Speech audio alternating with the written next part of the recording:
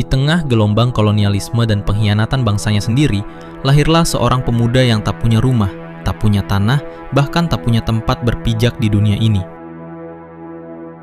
Ia adalah Ibrahim Datuk Sutan Malaka, seorang bangsawan Minangkabau yang memilih jalan sunyi perlawanan. Sejak muda, jiwanya terpanggil oleh penderitaan rakyat, menolak kemapanan dan kenyamanan hidup yang seharusnya ia miliki. Namun, ia punya satu hal, keyakinan yang membara. Keyakinan bahwa kebebasan bukanlah hadiah yang jatuh dari langit, melainkan hasil dari kesadaran dan keberanian berpikir yang tak tergoyahkan. Ia memahami bahwa belenggu paling nyata bukanlah rantai besi, melainkan belenggu di dalam pikiran. Ia bukan jenderal yang memimpin ribuan pasukan, bukan pula pemimpin partai besar yang memiliki masa setia, tapi namanya terus hidup, dari penjara ke penjara, dari pengasingan ke pengasingan, melintasi benua dan zaman. Jejaknya tersebar dari Belanda, Jerman, Moskow, Filipina, hingga Thailand. Ia selalu dalam bayang-bayang kejaran dan bahaya. Dialah Tan Malaka, sang bapa republik yang terlupakan. Tapi siapa sebenarnya Tan Malaka? Sosok misterius yang selalu berpindah-pindah identitas, tak pernah berlama-lama di satu tempat. Dan lebih penting lagi, bagaimana cara ia berpikir, bagaimana ia membangun sebuah filsafat kemerdekaan yang begitu kokoh di tengah badai. Semuanya tersimpan dalam buku-buku yang ia tulis, bukan dengan pena emas di meja mewah, tapi dengan darah dan pengorbanan di balik jeruji besi atau di tengah pelarian.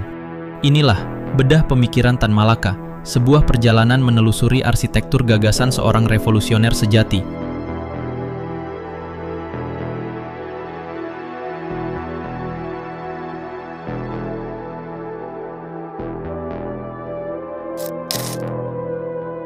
Perjalanan pemikiran Tan Malaka dimulai dari sebuah manifesto yang mengguncang. Tahun 1925, Belanda masih berkuasa penuh mencengkeram Hindia Belanda dengan tangan besi. Ironisnya, Indonesia bahkan belum punya nama, hanya serangkaian pulau yang terfragmentasi di bawah administrasi kolonial. Namun, jauh di Eropa, tepatnya di Belanda, seorang pemuda dari Minangkabau yang cerdas dan bergelora menulis sebuah buku kecil yang kelak akan mengguncang dunia kolonial dan menjadi cikal bakal ide kemerdekaan Indonesia, Nar de Republik Indonesia menuju Republik Indonesia. Dalam buku ini, Tan Malaka tidak hanya sekadar menyerukan kemerdekaan sebagai tujuan akhir. Lebih dari itu, ia menawarkan sebuah cara berpikir baru yang radikal dan fundamental.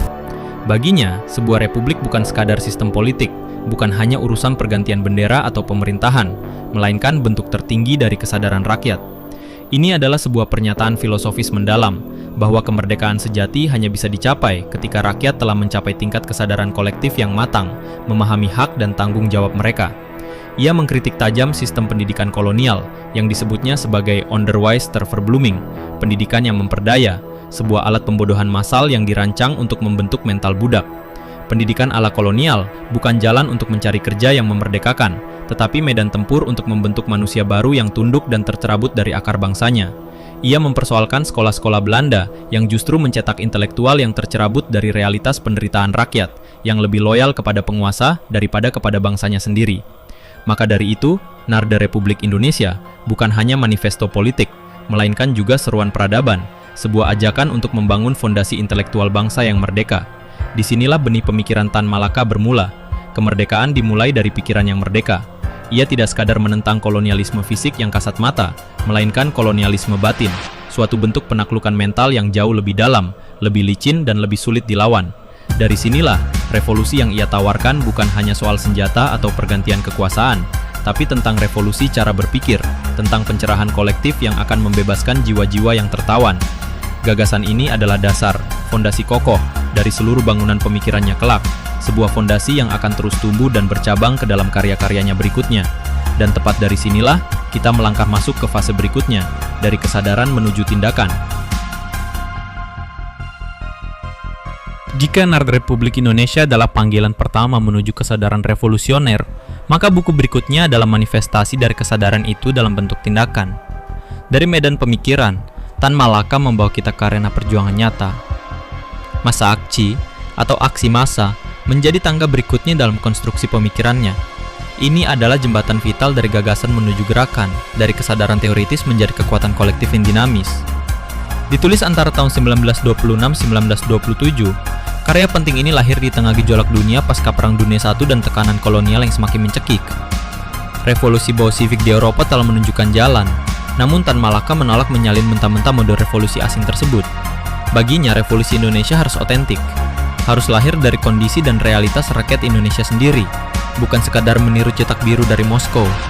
Ia percaya bahwa revolusi bukan produk elit yang dirancang di Menara Gading, melainkan hasil dari kesadaran kolektif yang menggerakkan seluruh lapisan masyarakat. Sebuah keyakinan yang ia abadikan dalam kutipan yang terkenal, perubahan tidak akan datang dari atas, tapi dari bawah. Buku ini adalah kritik tajam terhadap Partai Komunis Hindia yang pada masa itu terlalu bergantung pada arahan Komintern. Tan Malaka tidak setuju dengan pendekatan revolusi yang hanya meniru Rusia, yang menurutnya tidak relevan dengan konteks feodal dan agraris Indonesia.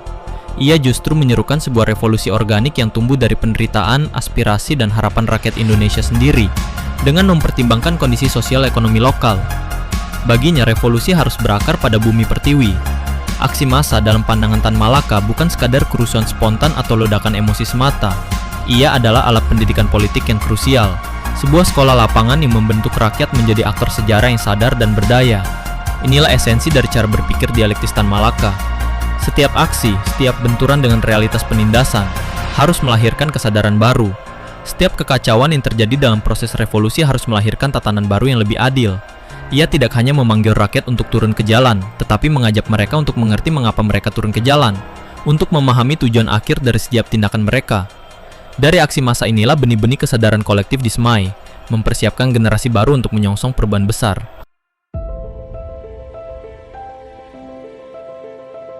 Sepanjang sejarah peradaban, pemuda selalu menjadi motor penggerak perubahan, sebuah kekuatan dinamis yang mampu mendobrak kemapanan. Tan Malaka tahu betul hal itu. Ia melihat potensi luar biasa dalam energi dan idealisme generasi muda Indonesia. Maka, lahirlah salah satu karyanya yang paling inspiratif, yang berjudul Semangat Muda. Buku ini bukan sekedar seruan retoris yang membakar-bakar, tetapi juga panduan praktis bagi generasi baru untuk menyadari dan mengoptimalkan kekuatan berpikir mereka sendiri. Bagi Tan Malaka, pemuda bukan hanya harapan bangsa di masa depan, melainkan bahan bakar sejarah di masa kini, entitas yang memiliki energi untuk menggerakkan roda revolusi. Ia sangat menyadari sebuah kebenatan pahit. Tanpa pendidikan yang membebaskan, revolusi hanyalah pergantian tuan. Artinya, jika mental dan cara berpikir rakyat tidak berubah, kemerdekaan fisik hanya akan menghasilkan penindasan baru dengan wajah yang berbeda. Oleh karena itu, ia mendorong pemuda untuk berpikir mandiri, untuk berani bertanya, untuk meragukan dogma, dan yang terpenting, untuk tidak hanya menjadi kaki tangan atau pengikut buta ideologi orang lain. Ia ingin pemuda menjadi produsen ide, bukan sekadar konsumen. Semangat Muda mengajak anak muda Indonesia untuk membebaskan diri dari mentalitas kuli, mentalitas yang pasrah, penurut, dan tidak berani berinovasi. Ia mendorong mereka untuk melepaskan rasa takut terhadap otoritas dari kebiasaan menunduk dan menerima tanpa kritik. Tan Malaka ingin generasi baru tumbuh sebagai manusia yang berpikir kritis, berani menolak ketidakadilan, dan mampu memimpin dengan kecerdasan dan keberanian. Ia menulis dengan gaya yang menyala-nyala, penuh retorika yang kuat, namun tetap sistematis dalam penyampaian gagasannya.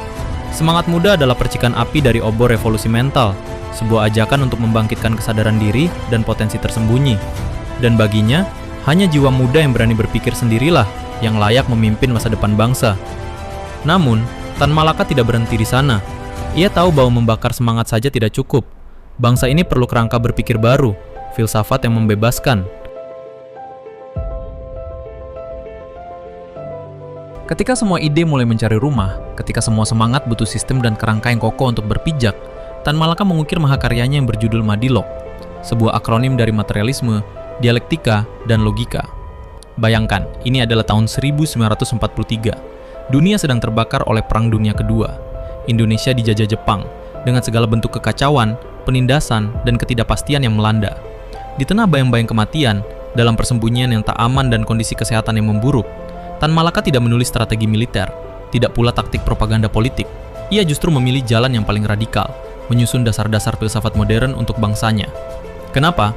Karena ia sadar betul, semua kekacauan di dunia ini, segala bentuk penindasan dan ketertinggalan, bermula dari cara manusia berpikir. Jika cara berpikir masih terbelenggu, maka kebebasan sejati tak akan pernah diraih. Dalam Madilog, Tan Malaka secara tegas menantang 3 cara berpikir tradisional yang telah mengakar kuat di masyarakat Nusantara dan dianggapnya menghambat kemajuan. Mistik, pemikiran yang menyerahkan hidup pada kuasa gaib atau takdir tanpa pertanyaan, menghilangkan inisiatif dan kemandirian manusia. Dogmatik, pemikiran yang tunduk pada aturan atau doktrin tanpa nalar kritis, menutup pintu bagi inovasi dan kemajuan. fatalistik, pemikiran yang pasrah pada nasib tanpa usaha, mematikan semangat perjuangan dan keberanian untuk mengubah keadaan. Bagi Tan Malaka, cara berpikir seperti itu hanya melanggengkan penjajahan dan penindasan. Karena siapa yang tidak berpikir kritis, maka tidak akan melawan. Dan siapa yang tidak melawan, maka tidak akan merdeka. Ia menyuarakan kebenaran ini dengan lantang. Selama rakyat percaya pada takdir buta, mereka tidak akan pernah berani bangkit. Madilog bukan ditulis di ruang kuliah yang tenang atau perpustakaan yang lengkap. Ia lahir dalam pelarian, dalam persembunyian yang penuh risiko, dalam kondisi yang paling genting dan mengancam jiwa. Tapi justru karena itulah buku ini menjadi begitu istimewa, sebuah testamen nyata akan kekuatan pikiran di tengah kesulitan. Ia membongkar cara kerja nalar manusia, memperkenalkan konsep logika ilmiah dan berpikir dialektis kepada rakyat biasa.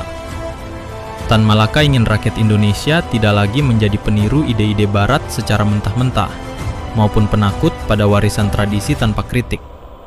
Ia ingin mereka menjadi manusia baru, merdeka dalam berpikir, mampu menganalisis realitas dengan akal sehat, dan mengambil tindakan berdasarkan pemahaman mendalam.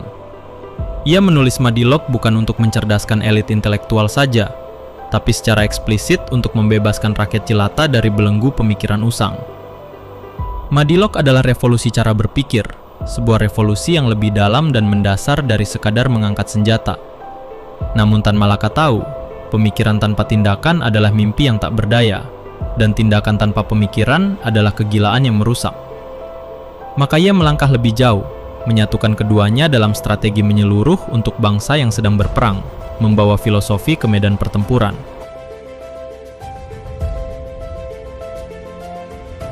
Ketika Indonesia berada di tengah kancah revolusi fisik, di mana peluru mulai bertebaran dan nasib bangsa dipertaruhkan, Tan Malaka kembali ke garis depan.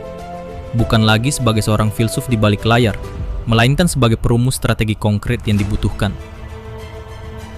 Tahun 1948, negara baru ini belum mapan. Ancaman datang dari luar dan dalam, dan perjuangan kemerdekaan mencapai puncaknya. Justru di saat genting itulah, Tan Malaka menyumbangkan pemikiran terbarunya, Gerpolek, singkatan dari gerilya, politik, dan ekonomi. Ini bukan sekadar buku teori abstrak. Ini adalah manual perjuangan, sebuah panduan praktis yang dirancang untuk menyelamatkan republik dari kehancuran. Dalam Gerpolek, Tan Malaka menyatukan 3 kekuatan utama yang, menurutnya, harus berjalan beriringan untuk mencapai kemerdekaan sejati dan membangun bangsa yang berdaulat. Gerilya bukan sekadar taktik militer, tapi cara rakyat mempertahankan hidup dengan sumber daya yang terbatas, memanfaatkan geografi dan dukungan lokal untuk melawan musuh yang lebih kuat. Ini adalah perang rakyat semesta. Politik bukan permainan kekuasaan elit, tapi alat persatuan nasional, sebuah sarana untuk menggalang kekuatan dari berbagai elemen masyarakat demi satu tujuan, kemerdekaan. Ekonomi bukan urusan elit penguasa, tapi dasar dari martabat rakyat dan ketahanan bangsa. Sebuah negara yang merdeka harus mampu berdiri di atas kakinya sendiri secara ekonomi, tidak bergantung pada kekuatan asing. Dalam Gerpolek, Tan Malaka mengajarkan bahwa revolusi tidak bisa hanya mengandalkan kekuatan bersenjata semata. Ia harus ditopang oleh organisasi politik yang kuat dan kemandirian ekonomi yang tangguh. Ia menolak keras ketergantungan pada bantuan asing yang bisa menjadi bentuk penjajahan baru. Ia mendorong sistem distribusi pangan yang merata, pembentukan koperasi rakyat, dan mobilisasi kekuatan lokal untuk mencapai swasembada. Baginya, perut yang kenyang adalah prasyarat revolusi yang berhasil, sebuah gagasan yang ia tuangkan dalam kalimat ini. Rakyat yang lapar tidak bisa revolusioner. Gerpolek adalah bukti nyata bahwa Tan Malaka bukan sekedar pemikir di Menara Gading, tetapi juga seorang perencana strategis yang realistis dan pragmatis. Ia tahu bahwa kemenangan bukan datang dari mimpi atau khayalan, tapi dari kerja keras, organisasi matang, dan pemahaman mendalam tentang situasi nyata di lapangan. Ia membayangkan sebuah revolusi yang tidak hanya menggulingkan penjajah, tapi juga membangun sistem baru yang berdaulat penuh dan berkeadilan. Sebuah bangsa yang berdiri tegak di atas kakinya sendiri, bukan boneka asing, bukan bayangan dari negara lain. Namun, strategi sebaik apapun akan gagal jika ia ditolak atau dikhianati oleh bangsanya sendiri. Dan itulah takdir pahit yang harus ia hadapi.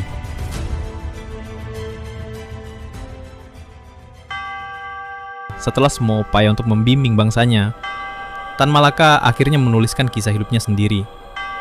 Dari penjara ke penjara, buku ini adalah karya terakhirnya yang monumental. Lebih dari 500 halaman memoir dan refleksi hidup, ditulis dengan tangan sendiri, di sela-sela pelarian, pengkhianatan dan keputusasaan yang tak terbayangkan. Buku ini adalah sebuah pengakuan yang jujur, bukan kelemahan. Ia mengisahkan kesepian seorang pejuang yang gigih, namun selalu salah dipahami. Ia bercerita tentang pengkhianatan yang pahit dari teman seperjuangan, tentang hidup dalam pelarian di 11 negara berbeda dengan identitas palsu. Ia menceritakan tidur di lantai batu, makan dari sisa-sisa makanan, dan menulis dengan darah perjuangan di tengah kegelapan. Ia dikhianati oleh partai komunis yang pernah ia dirikan. Ia dicurigai oleh kaum nasionalis, dan bahkan ditolak oleh militer republik yang ia impikan. Ia menjadi musuh bagi semua pihak, sebuah anomali yang terlalu mandiri untuk diterima dalam dogma manapun.